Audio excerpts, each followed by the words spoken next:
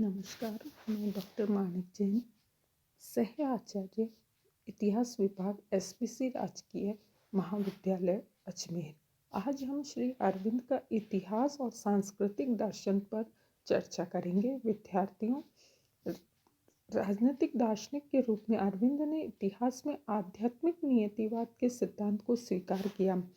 उनका कहना था कि इतिहास के ऊपर के निष्योजन और प्राय परस्पर विरोधी प्रतीत होने वाली घटनाओं के मूल में ईश्वर की शक्तियां ही काम कर रही थी। ईश्वर ब्रह्म की क्रमिक पुनराभिव्यक्ति है। अरविंद काली को परमात्मा की नियामक शक्ति का प्रतीक मानते थे। उनके अनुसार काली का गतिशील क्रियाकलाप ही इतिहास है।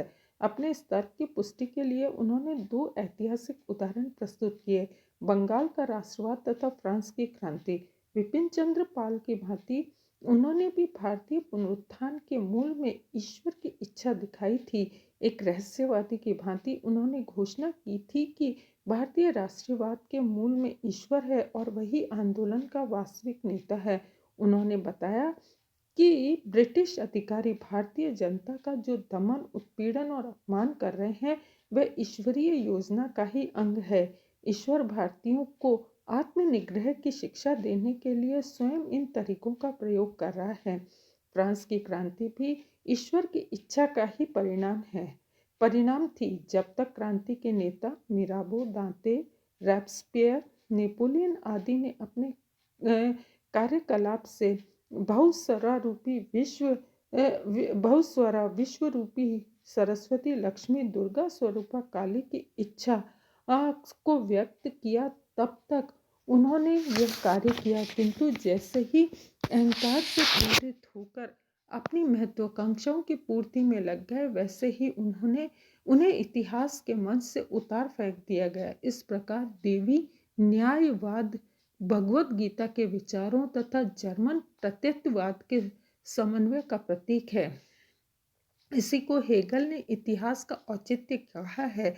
इसी रूप में वह इसे इतिहास को बुद्धिगम्य और तर्क संगत मानता है। गीता के अनुसार महापुरुष ईश्वर का विभूति रूप विशिष्ट अंश होता है। वह वास्तविक कर्ता नहीं होता है, अपितु ईश्वरीय कर्म का निमित्त मात्र हुआ करता है। ईश्वर का साक्षात्कार हो जाने पर मनुष्य ईश्वर की इच्छा के अनुसार आध्यात्मिक कर्म करने लगता है। हेगल ने कहा है कि विश्व इतिहास के सिकंदर, सीजर, नेपोलियन आदि महापुरुषों के अवचेतन रूप में देवी योजना को साक्षात्कृत किया है और अपने क्रियाकलाप के द्वारा पार्थिव इतिहास में विश्व आत्मा की क्रमिक अभिव्यक्ति को योग दिया है। आधुनिक सामाजिक विज्ञान तथा दर्शन में सभ्यता और संस्कृति के बीच प्रकारात्मक भेद बहुत ही महत्वपूर्ण है। इनके बीच भेद करने की मानव शास्त्रियों की अपनी कसौटी है।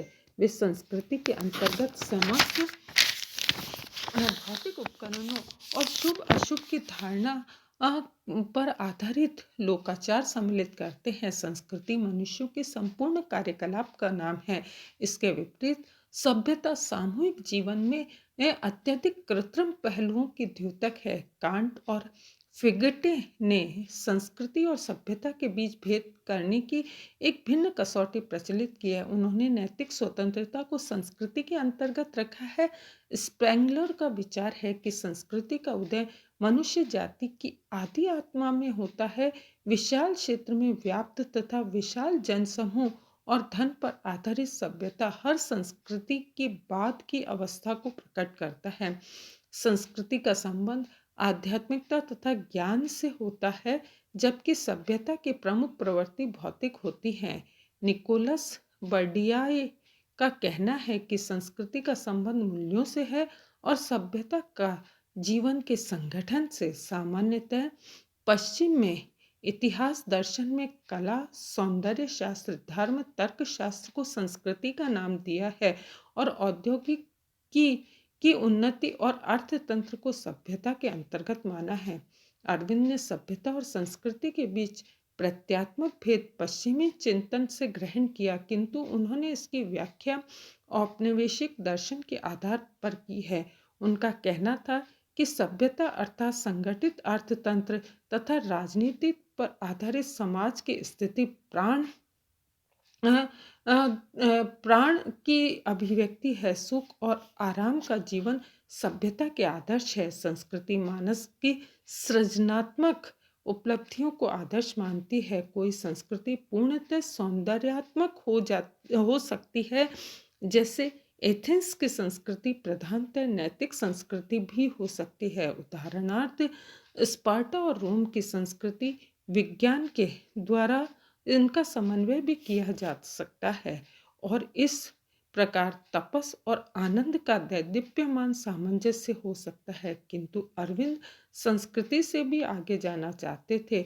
उनका लक्ष्य था निर्विकल्प सौंदर्य और निर्विकल्प श्रेयांश। इस प्रकार हम देखते हैं कि अरविंद ने एक के विश्लेषण में उस वेदांती तत्व शास्त्र की ही प्रधानता है जिसमें परम सत्य, परम ज्ञान, परम शुभ, परम आनंद को सर्वाधिक महत्व दिया है। इति नमस्कार।